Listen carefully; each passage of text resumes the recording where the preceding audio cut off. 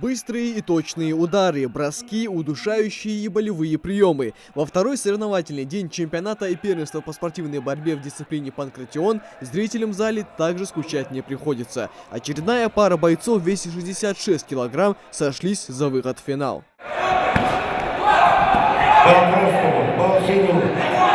После небольшого обмена ударами боец в синем переводит оппонента на ковер, но в итоге сам оказывается в ловушке. Спортсмен из красного угла железной хваткой схватил соперника и уже по ходу зарабатывал очки. Несмотря на все попытки соперника, вырваться и встать на ноги не удалось. Судьи единогласны в своем решении. Победу одержал Юлоев Хусейн Алгабек. Борец, стойка бороться что-то. Планере Хацинсани, что отвезет Я первый раз Во второй день поединки еще зрелищнее, так как ребята уже постарше и, соответственно, опыта больше. Кто-то силен в стойке, другие же предпочитают перевести соперника в партер. В полу поединка некоторые допускают обидные ошибки, но в целом тренеры довольны своими подопечными. К соревнованиям готовились не один месяц. Пока на данный момент выступает очень хорошо.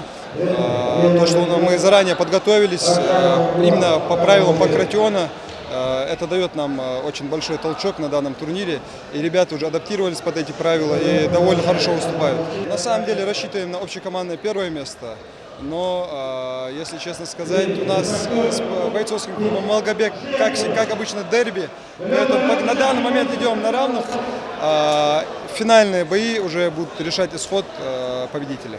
Поединки проходят одновременно на двух коврах. За ходом следят судьи Сочи, Кабардино-Балкарии, Адыгеи и нашей республики. Дежурит и бригада медиков в случае непредвиденных ситуаций. Принимают участие на чемпионате и первенстве Ингушетии все желающие. Тут участие клубное, то есть соответствующая школа спортивная, либо клуб заявляется на участие в первенстве чемпионате, подает заблаговременные заявки, согласовывается с организатором и допускается к участию.